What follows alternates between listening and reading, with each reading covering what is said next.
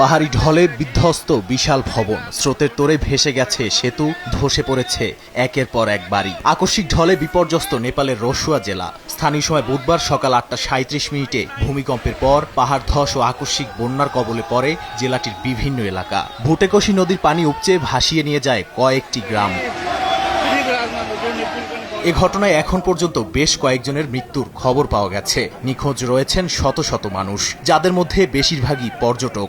নিখোঁজদের মধ্যে ভারত, যুক্তরাজ্য, যুক্তরাষ্ট্র, মালয়েশিয়া, দক্ষিণ আফ্রিকা সহ বিভিন্ন দেশের নাগরিক রয়েছেন। এছাড়াও অনেকের জাতীয়তা নিশ্চিত হওয়া যায়নি।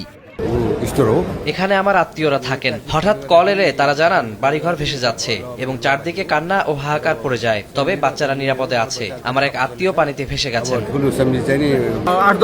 আমি 8 থেকে 10টি ট্রাক, ঘরবাড়ি এবং মানুষকে ভেসে যেতে দেখেছি। অত্যন্ত হৃদয় বিদারক দৃশ্য ছিল।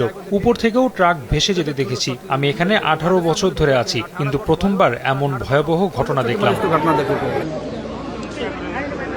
বন্যায় ক্ষতিগ্রস্ত হয়েছে সড়ক ও গুরুত্বপূর্ণ অবকাঠামো। কাঠমান্ডুর সঙ্গে সংযোগকারী প্রধান সড়ক বন্ধ হয়ে যাওয়ায় ব্যাহত হয়েছে যোগাযোগ। পাশাপাশি বিদ্যুৎ সরবরাহ বিঘ্নিত হয়েছে। নেপাল ও তিব্বতের দুই পাশেই চলছে উদ্ধার অভিযান। তবে প্রবল বাতাসের কারণে হেলিকপ্টারে দুর্গত এলাকায় পৌঁছানো কঠিন হয়ে পড়েছে। দুর্যোগের পর ভুটেকোশি নদীর নিম্নাঞ্চলে সতর্কতা জারি করা হয়েছে। নেপাল সরকার জানিয়েছে বেশ কয়েকজন পুলিশ কর্মকর্তা সহ বহু সেনা সদস্য নিখোঁজ রয়েছেন। চিকিৎসক দল, স্কাউট ও রেড ক্রসের সমন্বয়ে উদ্ধার ও ত্রাণ কাজ চলছে। কর্মকর্তাদের আশঙ্কা এবারের ক্ষয়ক্ষতির মাত্রা গত বছরের ভয়াবহ বন্যাকেও ছাড়িয়ে যেতে পারে। নেপালের পাশাপাশি তিব্বতের অংশেও ব্যাপক ক্ষয়ক্ষতি হয়েছে বলে জানিয়েছে স্থানীয় কর্তৃপক্ষ।